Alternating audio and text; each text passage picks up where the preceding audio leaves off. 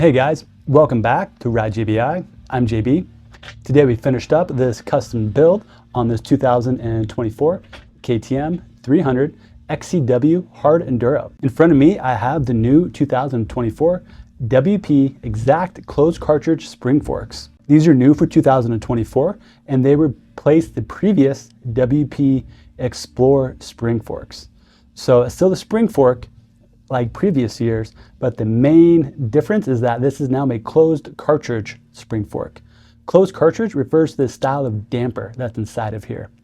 What that means is the damper, which provides the hydraulic damping for your forks, is now sealed and pressurized, similar to how your rear shock is.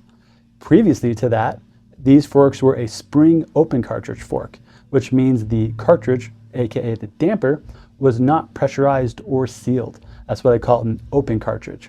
Those work well and they do have their place, but they are not known for being the highest performing style of fork. And for a long time, a lot of riders were left with desiring more out of their stock suspension on their KTM PDS bikes and also the Husqvarna off-road bikes that featured the Explore forks on them as well. So it's been really cool to see WP update their fork. This new WP Exact Closed Cartridge fork is really good right out of the box compared to the previous offerings that WP has offered. I feel like it works well over a good range of off-road. It's definitely more geared towards, I'd say, faster off-road riding. So think like Baja or more open desert, where you're most commonly going higher speeds. So think third, fourth, fifth gear. You can definitely ride this stuff more in the slower speeds, like second and third on flowy single track type terrain, but I feel the stock settings are a little bit firm for that application. Again, very rideable, but we're just saying I don't think this stock would be the ideal settings. And then as we work our way to the more technical, slower paced off-road riding, these forks are definitely on the firm side for that as well. But what I look at as a suspension tuner is what hardware do we have to work with? And in terms of that, we have some really good base hardware to work with that responds really well to modifications and revalves. So this suspension here is going off to Hawaii, and they have a very unique terrain down there for the off-road riders. It is very commonly wet, so they don't have a lot of traction, and there's often a lot of moss on the rocks and the fallen logs that they're jumping over. So with that in mind, because the technicality of the terrain, they definitely need their own suspension setting. So we have our own JBI Hawaiian Spec. It's not something we advertise often, just because we don't get a lot of suspension from Hawaii in comparison to all the other locations around the US and the world, but it is something that we do have. And in this case, what we did is we softened up these forks quite a bit to make them much more plush and comfortable to ride. And we're able to do that because we use what's called our JBI titanium subvalve, which you can read about at ridejbi.com. This isn't a piece that we sell individually. It's only something that we offer in our DIY kits or in our revalve services.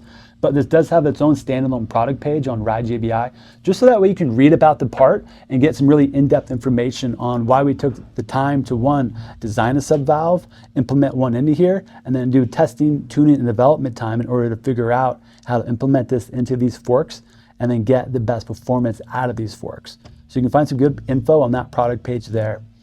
With that in mind, the subvalve allows us to make these forks quite a bit softer than you normally could, but it gives us the addition of additional low-speed compression damping. And it gives us just enough to where the forks aren't overly divey or overly soft. It's easy to make soft suspension. It's hard to make soft suspension that's not overly divey and you can still ride it rather aggressive. And that's one of the key features of what a subvalve does and why you see them so commonly in all of our JBI spec builds.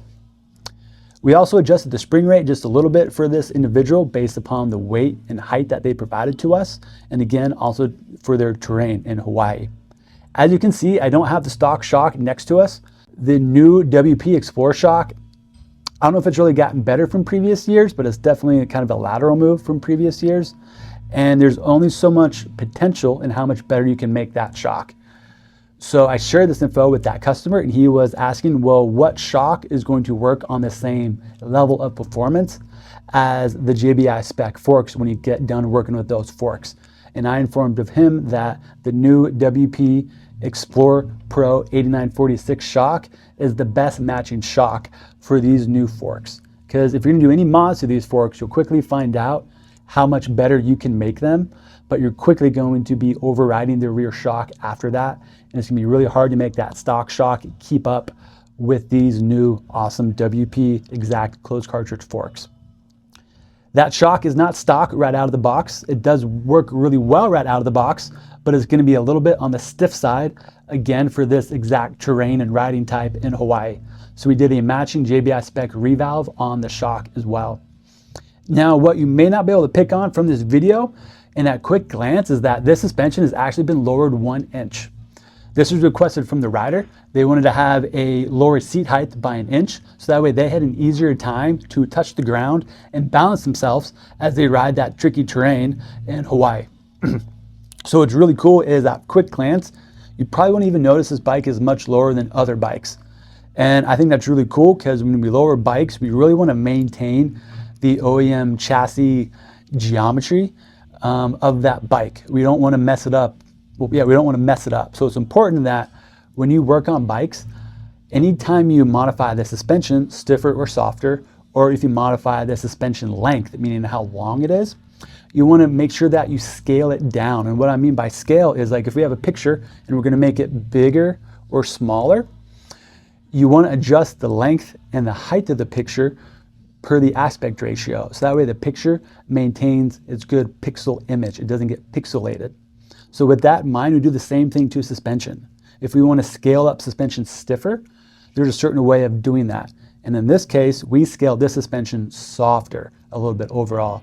And while doing that, we also scaled down the suspension travel as well. So this bike will be 1 inch lower than stock, but at quick glance, the bike's gonna look very similar, meaning it's gonna have a very good balance front to back in terms of the spring rates, how much you lowered it front to back, and just maintaining the overall chassis geometry of that bike. So what this rider is gonna get back is suspension that is smoother on the rocks, roots, ledges, logs, and any other obstacles he's going to encounter while on the off-road terrain. And it's also gonna have some better hold up during his aggressive riding. That's why these new forks are going to work so well, is the range of obstacles they can work well on, and also why that WP Explorer Pro shock is going to be so popular in high demand, because it can also work well on a wide range of obstacles.